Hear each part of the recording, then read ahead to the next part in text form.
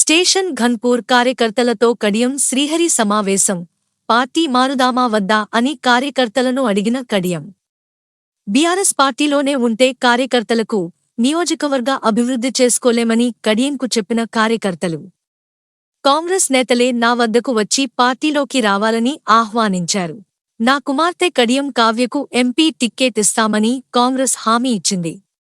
ఉద్యమకారులకు కేసీఆర్ చేసింది ఏం లేదన్న కార్యకర్తలు. ఒక్కరోజు కేటీఆర్ ఉద్యమకాలను దగ్గరికి రానివ్వలేదు. ఏఐసిసి ప్రతినిధులు, పిసిసి ప్రతినిధులు నిన్నటి రోజున మా ఇంటికి వచ్చి కాంగ్రెస్ పార్టీలోకి రావాలని వారు ఆహ్వానించడం జరిగింది. అయితే నేను నా శ్రేయోభిలాషులతోని, నా మద్దతుదారులతోని, నా కార్యకర్తలతో మాట్లాడిన తర్వాతనే నిర్ణయం ప్రకటిస్తానని నేను చెప్పడం జరిగింది. అందులో భాగంగానే ఈరోజు స్టేషన్ ఘన్పూర్ నియోజకవర్గానికి సంబంధించిన గత 30 సంవత్సరాలుగా నా రాజకీయ ప్రస్థానంలో నాతో కలిసి నడిచిన ముఖ్యులను, ప్రజాప్రతినిధులను, కార్యకర్తలను ఈరోజు కొంతమందిని అందరినీ ఆహ్వానించలేకపోయినాం.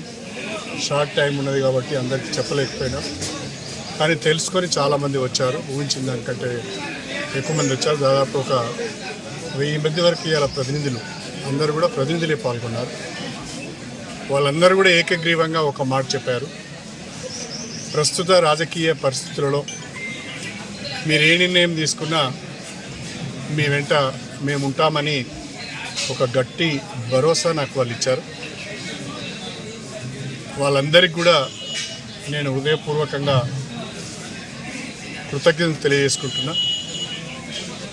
నేను ఈరోజు సాయంకాలం 4 గంటల ప్రాంతంలో కానీ 5 గంటల ప్రాంతంలో కానీ విలేకరుల సమావేశాన్ని ప్రత్యేకంగా పెట్టి అన్ని విషయాలు వివరంగా చెప్తాను.